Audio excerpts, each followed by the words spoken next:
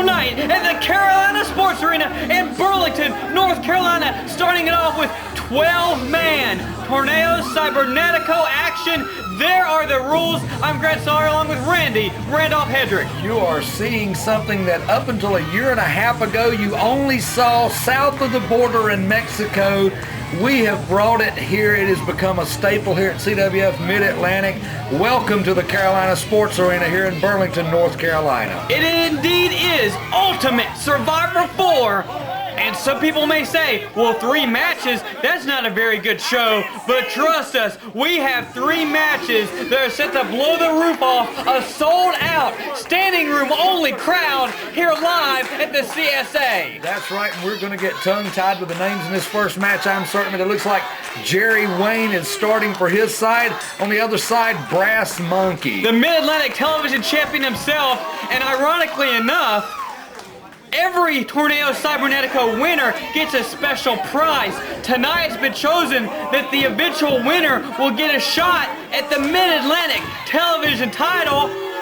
And the TV champion himself is in this contest, so Brass Monkey is surrounded by 11 #1 contenders. Yeah, 11 #1 contenders. And if Brass Monkey wins this, does he get a month off or what? I don't know what it means. Maybe Brass Monkey will be granted something a little extra other than the TV title. But regardless, please remember, at Torneo Cibernetico, you do start off in teams. But as we saw back in August, if one team has more than one member survive, well then, those remaining members have to go at it as well until only one man survives. Yeah, you will never see a Cibernetico where a team of 3 or more are going to go out here, you know, with their hands held up, because there can only be one winner here, and only one person can have the prize that they're all fighting for. And also a key element that pretty much puts it all on the line is not only can eliminations occur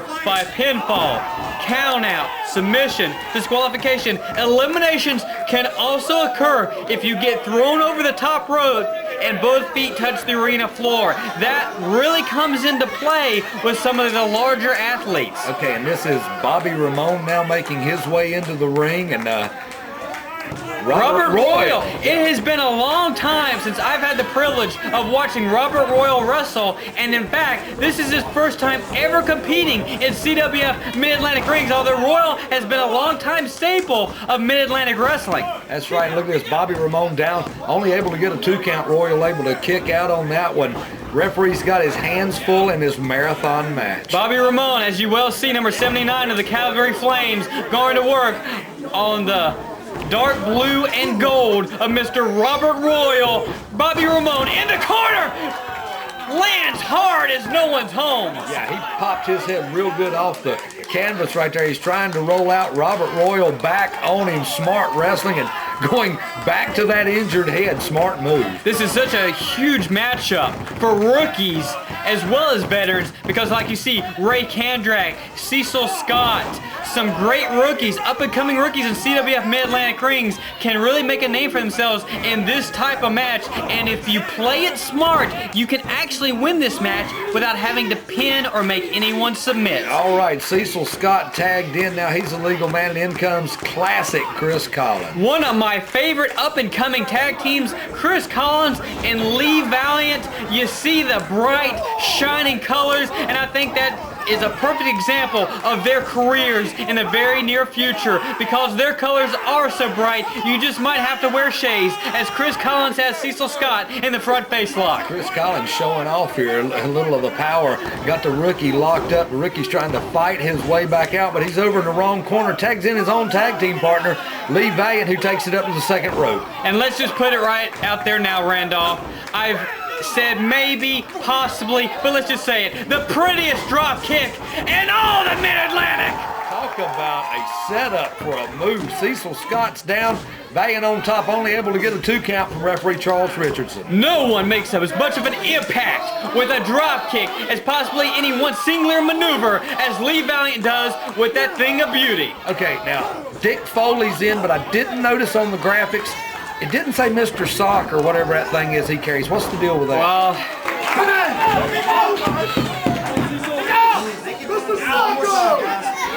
That looked like that hurt. I'm telling you.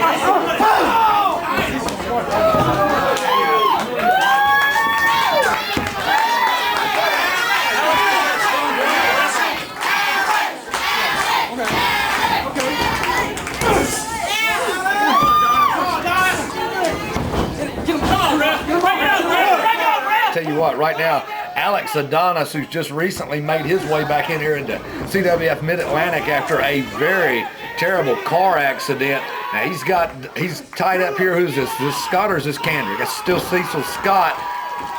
Ray Kandrak getting suplexed by Alex Adonis, and you talk about two human beings that have nothing but raw, sheer power, and there is no telling what you're going to get between Adonis and Ray Kandrak, as Ray Kandrak, for the first time in his career, taste the hands and the feet of one brass monkey. You got a hats off for Kandrak for being able to kick out on that one. A lot of guys would have said, let it end there, but no, he backs Monkey back into his own corner.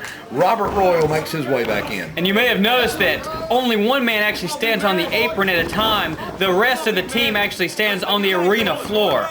Yeah, they line up in the order as they come out and they run into a cycle. And you don't really have to make a tag. I mean, if you've got a partner that gets thrown out of the ring, then you're legal to go in. Exactly. Traditional lucha rules as Ray Kandrak making a tag to the mammoth Marcellus King, who clotheslines the head off of Robert Royal. And I thought we were almost going to have a first elimination because this is a huge size disadvantage for Mr. Robert Royal. And the Mid-Atlantic King comes flying in, back elbow, Royal down again, but what is this, a choke?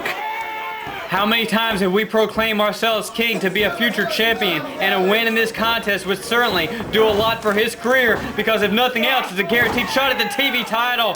Backdrops, Robert Royal to the canvas, making a tag to the Italian superstar, Mr. Gregory Versetti. Yeah, the winner of the 2006 Italian Bench Press Championship. At least, hey, I've seen the trophy. I believe the man. Gregory Versetti off the second rope, and look at the size of the guns as he rakes across the face of Robert Royal.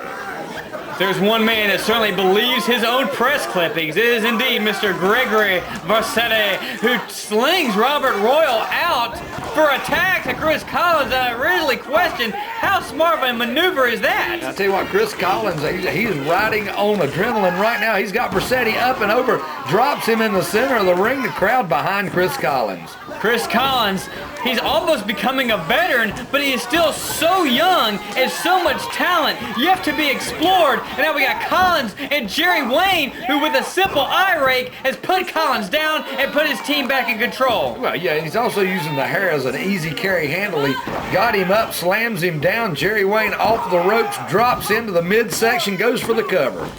And really, with Torneo Cibernetico, we could be here all night, Randolph, because these individuals, we haven't seen a single elimination yet, and we know for sure we have 11 to go. And anybody want to question why we do the internet TV and the DVD as opposed to broadcast television? This is why. Yeah, I don't think this much wrestling is actually allowed on network television. At least that's the impression they gave me over at Spike in USA. Well, I mean, you watch it, everybody wants into the act. But right now, Bobby Ramone showing out, twisting over back onto Collins, only down for a 2 count. The Calgary Corkscrew can only get a 2 on classic Chris Collins, making the tag to Cecil Scott, hammering away on the midsection of 3C. Scott comes in using the weight advantage, got Collins down on the canvas, picks him up and do a little damage. Looks like he's going to set him up for a suplex.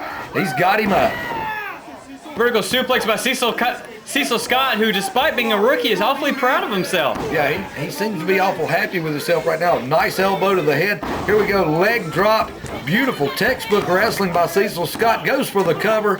Collins able to kick out on 2. Well, the last time we saw Cecil Scott, him and Ray Kandrak were teaming with Michael McAllister, and if there's one individual that can teach you how to take a shortcut, you better believe it's Michael McAllister. Well, Michael McAllister took a shortcut out of this match. You don't see him on the floor over there anywhere. Yeah, but considering what he's got coming up later, I think he'd rather be in this one. Lee Valiant, what aerialistic maneuvers. That kid can get some hang time. I tell you, I think Lee Valiant is a master of gravity here on this planet. He must not be from here. Dick Foley, the legal man in, and Cecil Scott fighting back, caught him down low. Cecil Scott off the ropes, driving the knee right into the jaw of Mr. Dick Foley. belly. That is a vicious move, and Scott goes for the cover, only able to get a 2. We still haven't had an elimination in this bout. I said we could be here all night, Randolph, and I don't think I was kidding. And I'll tell you what, it looks like they're lined up all the way around the ring, ready to get in for a little more, but Dick Foley beating away in the corner on Cecil Scott, slings him out. Dick Foley, full steam ahead. Avalanche on Cecil Scott, and Cecil Scott a little bit weary. A grazing shot right upside the head as those Foley-like right hands keep Cecil Scott on his back. And look at this, Alex Adonis is asking for a, oh, well, there it is. It's laundry time. Cecil Scott, mouthful of sock and all.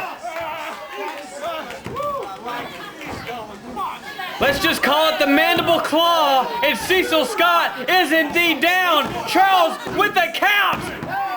There's our first elimination of 12 men.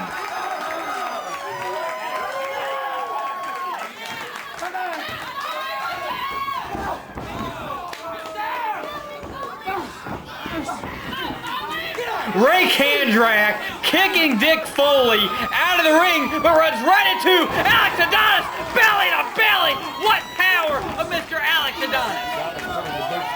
He's going over and trying to spread a little love, but look at this. Makes his way out to the floor. Marcellus King now in. Adonis answers with a big clothesline. Well, for a lot of individuals at ringside right now, it's 6-on-5. But for Brass Monkey, I think as far as the TV title is concerned, it's still 10-on-1. That's the way it's looking right now.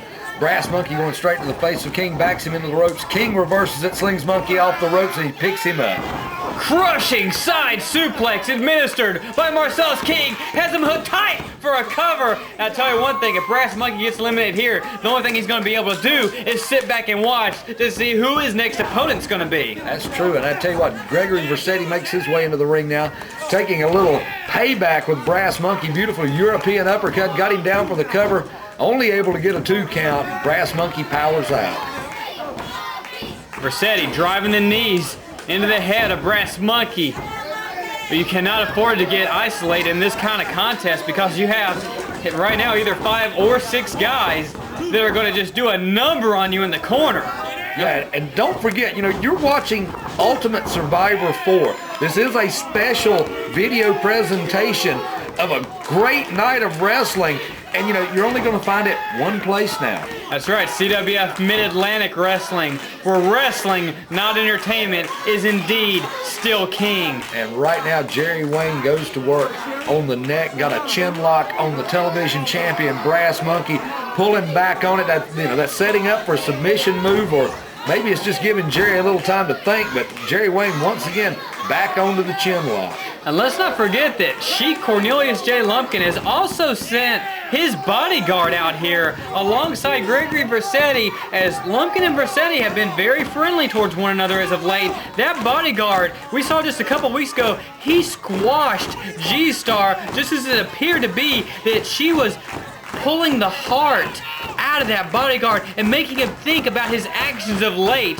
But Lumpkin just lined the pockets of Sheik's bodyguard, and in the end, he went the way of the almighty dollar. You know, the fans here in CWF Mid-Atlantic have gotten to see one thing since the Sheik has made his way here to this area that we never saw before, and that is more cash changing hands in a wrestling ring than it's ever has in history. I actually would say that probably half of those on the other side have actually been dealt a few dollars here and there by Mr. Lumpkin. And Robert Royal back in, and it looks like he's having his way with Jerry Wayne, only able to get a 2 count on it. Referee Red Jones, the referees are really having a ball tonight, you can tell. Boy, great opportunity for Robert Royal, too. Is just on the receiving end of a brutal DDT. Oh, my goodness. I was going to say, a great opportunity for Robert Royal, considering it's his first ever CWF match, but Robbie Ramone with the cover, and Robert Royal very lucky to get out of that. Yeah, Royal trying to fight his way back up.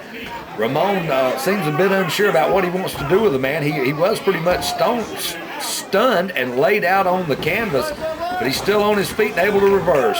Big Big clothesline by Robert Royal. Boy, he threw some muscle behind that one. He threw his entire body weight. Bobby Ramone is just like putty in his hands right now. Royal's able to tag in 3C Classic Chris Collins, now the legal man. Lee Valiant on the apron.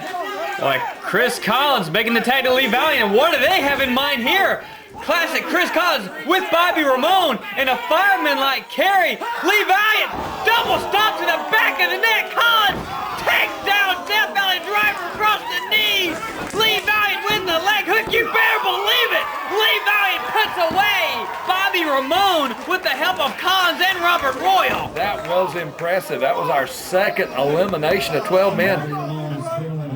And look at this, Valiant being manhandled by Big Ray Kandrak. Hey, it's 6-on-4 right now, Randolph. And right now, Lee Valiant needs to get over to his side, get out of this ring, let somebody else come in and handle this monster that's just unleashed on him. I mean, look at this. He's going low, he's going high. I mean, we're seeing a lot out of Kandrak in this match. Hey, the Brass Monkey team right now, what an advantage if this is a traditional elimination match, because it's 6-on-4. Both Cecil Scott, Bobby Roan have both been eliminated, but right now, Lee Valiant in the clutches of Marcellus King, and the size mismatch here is not good at all for Mr. Lee Valiant. And the referees rotate once again. Charles Richardson back inside the ring now as Lee Valiant goes straight to the face of the Mid-Atlantic King, Marcellus King.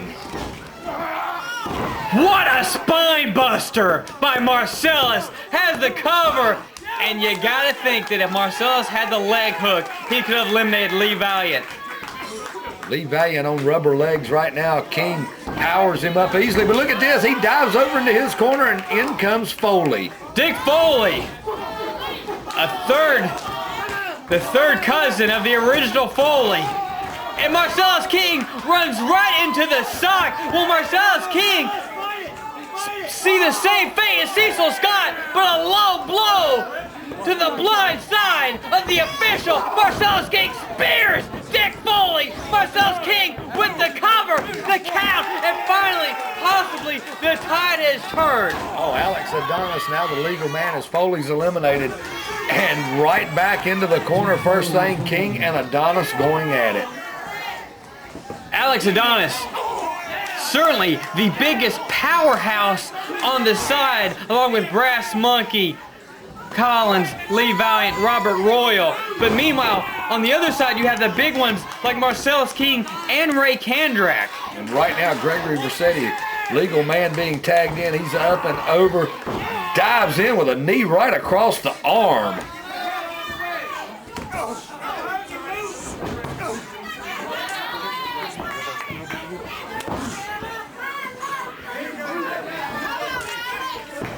There's Alex Adonis.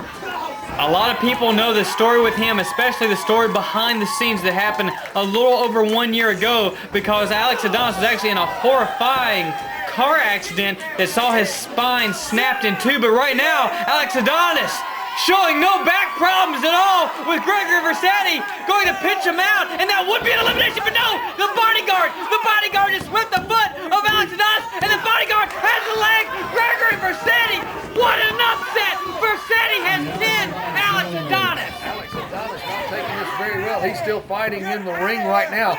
I was going to make the comment that Adonis's rehab must have went really well considering the show of power, but he just got robbed. Brass Monkey now in his place. Without question, of the eliminations that have taken place so far in this contest, that was the biggest upset of all. Alex Adonis' shoulders were just pinned by Gregory Versetti, but Versetti can send a big Thanksgiving thank you note to the Sheik Lumpkin and his bodyguard. Yeah, the big turkey sitting down at ringside. We're not sure exactly why he's there.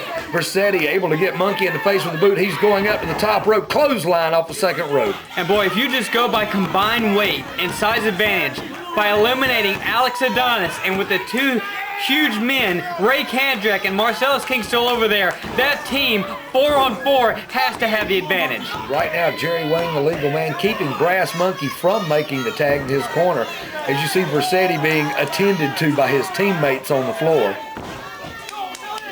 Well, the referees really do have a lot to deal with in this contest. Oh, Brass Monkey moved at the last second, and Jerry Wayne lands very, very gingerly. And I tell you what, Jerry Wayne could have injured that knee, could have blown it out. Royals in, tries to make the cover, but the leg's up on the rope. No cover happening there. Snaps him out to the middle of the ring and starts to work on the chin. For the first time in this contest, the commentators are actually getting a little bit of a breather as Robert Royal leans back, cranking away on the neck of Mr. Jerry Wayne, quite possibly looking to slow the pace down and regroup his team at least momentarily, but that's not going to happen with Ray Kandrak getting tagged back in. Big Ray Kandrak puts the big boot right to the midsection with a assist by Jerry Wayne. And now he's going to go to work on Royal over here in the corner, driving that big shoulders and all of his body weight right into the midsection. Kandrak following Royal in, thunderous clothesline, and oh boy, Royal is not where he needs to be. Kandrak, what a power slam! He crushed him with incredible velocity, and Kandrak eliminates Robert Royal. Got a little help out of the ring by Kandrak, but he's got to pay attention. Chris Collins, a legal man, and down for the cover. The inexperience cost Ray Kandrak as Collins slips in from behind, sunset flip, and eliminates it, making it once again 3-on-3. And Red Jones rotates in as your official. Marcellus King, big clothesline in the corner on classic Chris Collins. Well, Randolph, we're down to almost a traditional six-man contest. Yeah, and this could still go a while. I mean, we're seeing it happen. The referees having to rotate from the floor back into the ring to catch their breath. But right now, once again, Red Jones got his hands full as the Mid-Atlantic King goes straight to the face of 3C. It's Marcellus King, Gregory Versetti, and Jerry Wayne against Brass Monkey, Chris Collins, and Lee Valiant. And despite the size disadvantage, you have to wonder which team has the advantage because Brass Monkey is the reigning television champion, and Chris Collins and Lee Valiant are the only true tag team combination in this contest. That's right. Right now, Marcellus King showing off a little power, dragging his opponent away from his own corner across the AWA logo in the center of the ring. Tags in Gregory Versetti. Versetti and Marcellus King hammering away on Chris Collins in the corner.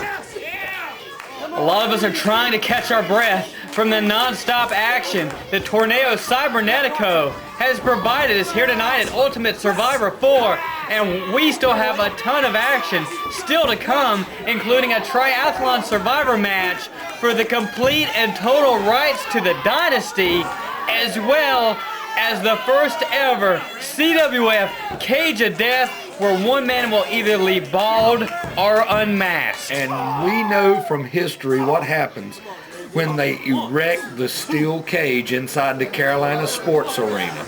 It will not be one for the faint of heart, if I have any money to bet on it. But right now, Jerry Wayne with Chris Collins. Neck breaker drop, and can Jerry Wayne turn the tide? He's got the legs hooked, and Jerry Wayne, that's gotta be the biggest pinfall in that young man's career as he just pinned classic Chris Collins. But Collins' teammate, Lee Valiant, trying to get some retribution for his partner's elimination. Lee Valiant tags in Brass Monkey. Brass Monkey putting the boots to work across the back of the head, now across the throat of Jerry Wayne. Jerry Wayne is in the wrong corner. It obviously showed how much the triple team and double team in the corner took out of Chris Collins for Jerry Wayne to be eliminated. Oh, look at this! Brass Monkey with Jerry Wayne! We've got an elimination over the top rope! Jerry Wayne has been eliminated! It is 2-on-2! The television champion Brass Monkey and Lee Valiant against Marcellus King and Gregory Versetti. Look at this. From behind, Brass Monkey rolls up Marcellus King. Only a 2 count. Well, how bad does Marcellus King want to pin the television champion and once again prove his point that he is an uncrowned champion here in CWF Mid-Atlantic? And right now he has got the boot up under the chin of Brass Monkey. Monkey almost helpless in the corner here at the Carolina Sports Arena. Gregory Versetti makes his way in and adds insult to injury. What an incredible Tornado Cibernetico this has been. Quite possibly, ooh, what a shot by Versetti. Quite possibly One of the best ones I think I may have seen since the inaugural one back during the AWA World Light Heavyweight Tournament a year and a half ago. Right now, Versetti filling his oats, goes for the cover up. Monkey able to kick out on two. You know, takes a lot to get Monkey to stay down for a 3 count, but right now what Versetti's doing appears to be working. I tell you one thing, by the time this contest ends, I really think the MVP has to be considered to be Lee Valiant. What a performance that kid has put on during this Torneo Cibernetico, the smallest man in the fight, but what heart this kid has! And he went up, missed the kick, and come back, got him again. Only able to get a 2 count. Referee's hand was coming down as Versetti kicked out. Yeah, but a hair's breadth away, and he still has Versetti on the ropes. Lee Valiant could be very close. No, Versetti stopped short. Boot to the midsection. Now spinning Lee Valiant around. What a hook DDT! Oh my goodness, Valiant in La La Land now. I'm not sure he knows where he's at. Versetti positions him, drops the elbow, and tells the crowd this is easy. Well, it wasn't too easy once you got that enziguri upside your head, was it, Mr. Italian Superstar? Versetti looking real confident in the ring right now, talking to his partner as he puts the closed fist to the side of the head of Lee Valiant. Yeah, this is the time of the contest, though. You may not want to be talking to your partner too much, because you get a couple more eliminations, you're going to be fighting your partner. That's right, and Valiant tries to turn this one around. Versetti reverses again. Oh. Knee to the back. Valiant going for a wild swing.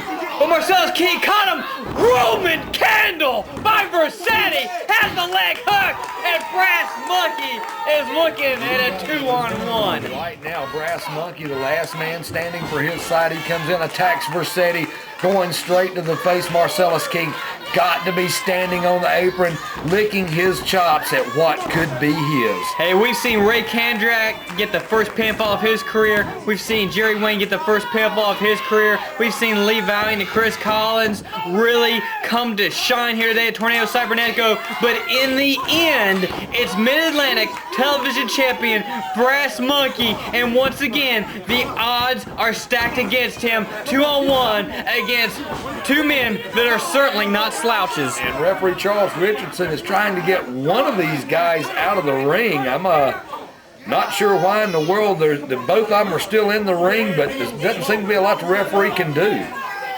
Double team action, but if Versetti and Marcellus King eliminate Monkey, they're going to have to fight it out amongst themselves. Double stop to the midsection, takedown on Monkey. And Marcellus King looking confident over here in the corner as him and his partner Versetti are standing tall. Marcellus King and Charles Richardson definitely not seeing eye to eye. And now yet more double team action. Whip into the corner. Monkey comes out. Double clothesline on both of them. Brass Monkey standing tall. He's got Versetti, lifts him back up, going to do some more damage. He looks over into his corner, but there's nobody there to tag. Versetti drives the knee in as Marcellus King taking a breather at a ringside seat. Versetti maintaining control, though, following that double clothesline. Irish whip on Monkey. Monkey, though, slipped from behind. Going for the lariat, but Versetti blocked the lariat. But he did block the second one. Monkey with the cover. 1-on-1. It's going to be Brass Monkey versus Marcellus King in the finals of Torneo Cibernetico. Marcellus King is circling around Monkey, waiting for him to get up, staying out of his line of sight. He's wanting to finish this one quick, and he's got hold of Monkey, drops him on the back of the head. German suplex by the Mid-Atlantic King.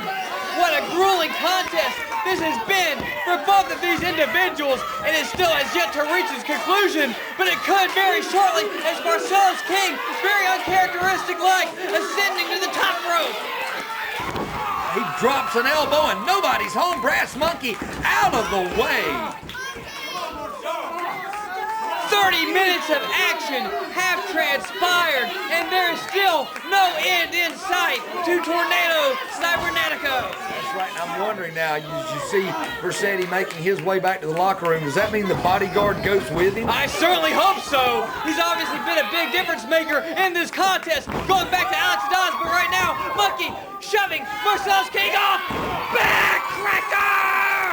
And Monkey now fighting for the Dragon Sleeper on Marcellus. Oh my goodness, Monkey's got him. He's got him in a position where he's going to have to tap out or he's going to knock him out. One referee's got a close eye on him.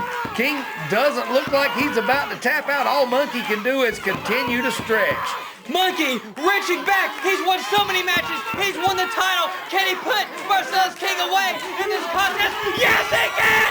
Yes, he can! Torneo Cibernetico is over, and the Mid-Atlantic television champion, Brass Monkey, has emerged victorious. 12 men started, the last one standing, Brass Monkey, with a chance to fight for his own title. This could get interesting in the coming weeks.